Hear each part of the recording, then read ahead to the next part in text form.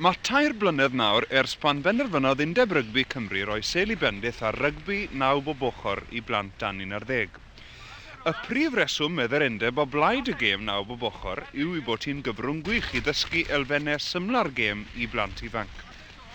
Pan ddechreuwyd yr arbrof, fe ddaeth ton o brotest wrth athrawon oedd wedi arfer dysgu'r gêm 15 bob ochr draddodiadol I blant.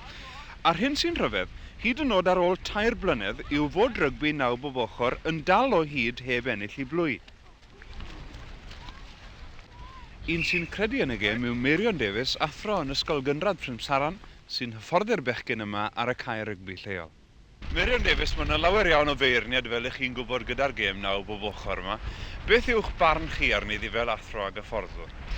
Wel, mae'r ferniadaeth wedi bod yn llym iawn yn ddiweddar, ond fe ni ddim yn cytuno a'r ferniadaeth yma'n hollol, oherwydd mae yna le i'r gêm yma yn sicr. Mae'n paratoi'r plant yn dda gyferbyn ar gêm 15 bob ochr. Ond beth dwi ddim yn hapus am yw fod yr Undeb Rygbi Cymru wedi bod yn rhy pendant ynglyn â'r rhif y chwaraewyr. Peth pwysig yw I ni gael gymaint o blant as sy'n bosib yn yr ysgol I gymryd rhan ac I gynrychioli tîm yr ysgol. Nawr, o'n i'n sylwi yn ystod y gêm yma, ychydig iawn o sgarmesodd o'n i'n cael. Mae yn bwysig yn I ddysgu sut mae sgarmesu I blentyn.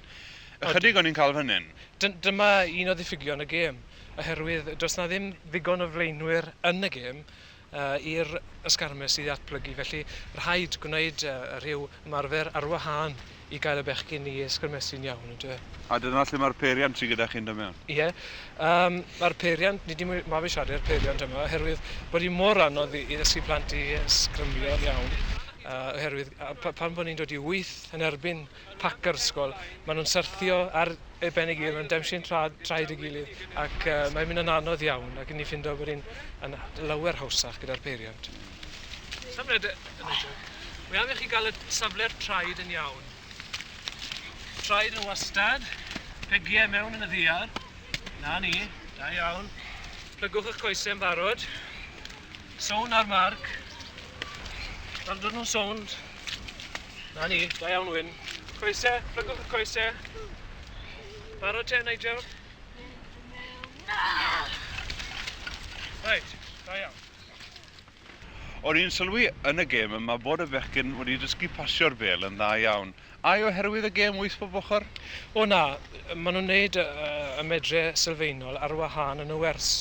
Maen nhw'n cael I dod I mewn grwpiau ac maen nhw'n pasio ac nid dim ond yn y flwyddyn ola maen nhw'n cael y pethau yma. Maen nhw'n cael eu trwytho yn y medre sylfaenol yn dosbarthiadau cynhara yn yr ysgol.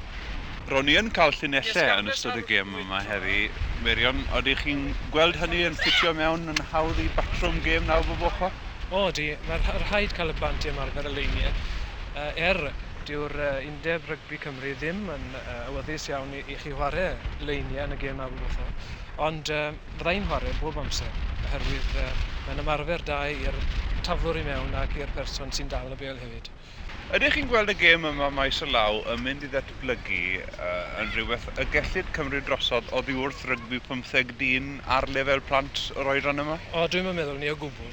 Dwi ddim yn rhagweld hynny'n digwydd. Y gemau rhyngysgolion er enghraifft. Na'r unig le rwy'n meddwl sydd i'r gêm yw yn yr ymarfer, yn y wers, I baratoi'r plant I chwarae 15 bob ochr.